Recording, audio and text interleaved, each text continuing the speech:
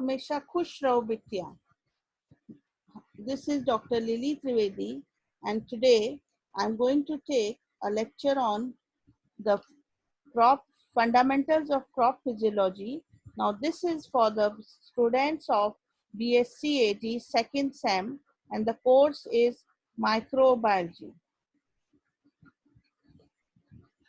Now what is photosynthesis? It is a process by which autotrophic organisms use light energy to make sugar and oxygen from carbon dioxide and water.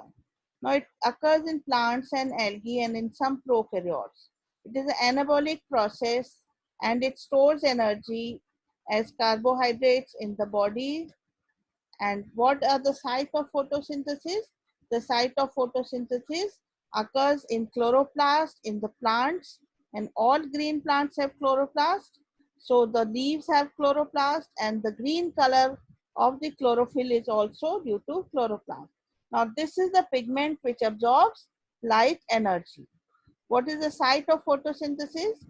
The chloroplast contains stroma, grana, and thylakoids and fluid. Now these thylakoids contain chlorophyll, and that is responsible for the capturing of light for photosynthesis. Now see over here, this is a diagram showing the leaf. These are the cells, stomata, the mesophyll cells. Now these mesophyll cells contain chloroplast.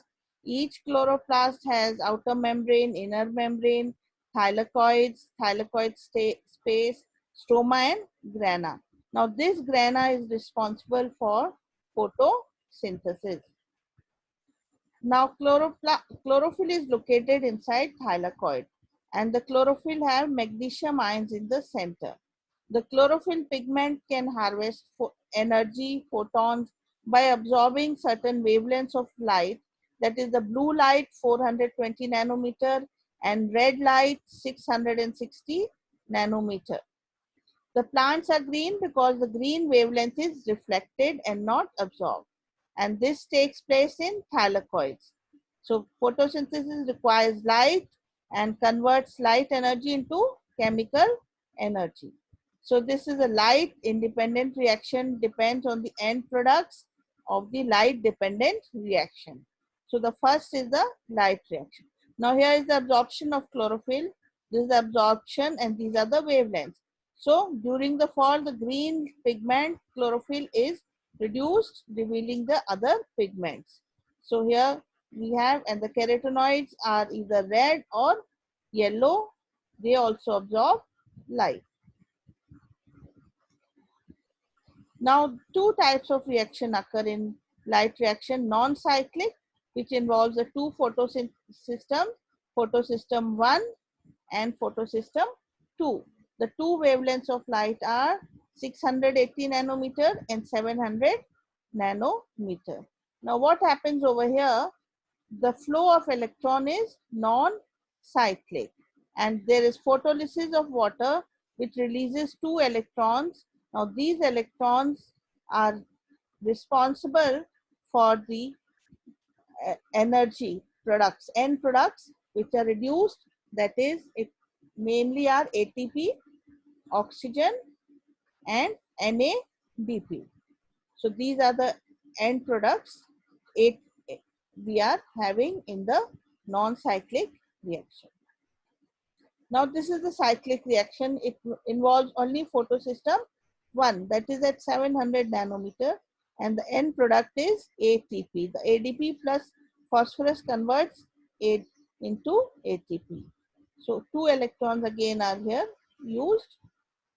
So light dependent reaction now further is called also, the second part is Kelvin cycle. It takes place in the stroma of the chloroplast. So this is light independent reaction.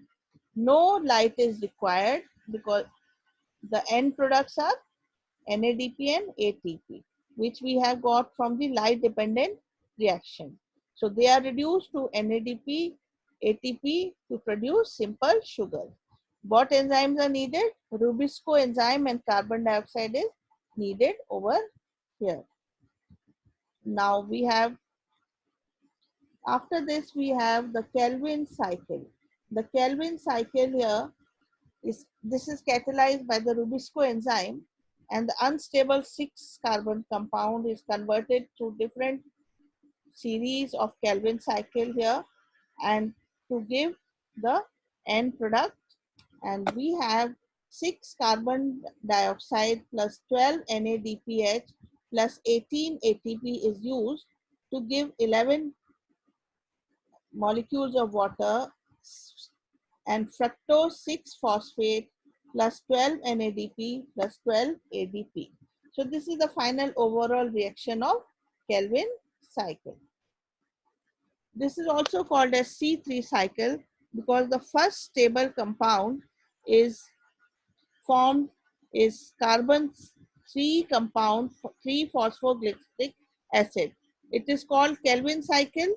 Why? Because it is named after the discoverer Melvin Kelvin, and the energy of 6,086 6,86,000 calories per molecule of glucose is stored.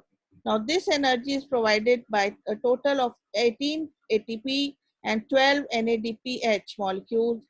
So this efficiency is reached by the dark cycle is almost 90%. Now, what are the factors which affect photosynthesis?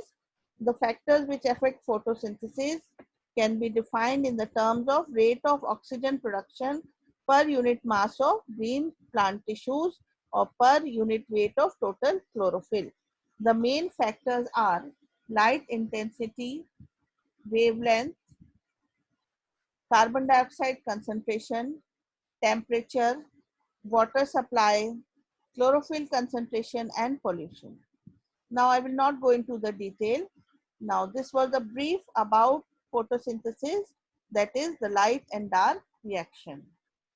So I conclude this class today and I hope you have understood. This session was powered by Digital Version 2.0 Jyoti Vidyapeeth Women's University.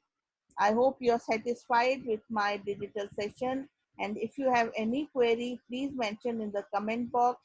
I will try to resolve soon. Thank you very much. Namaste.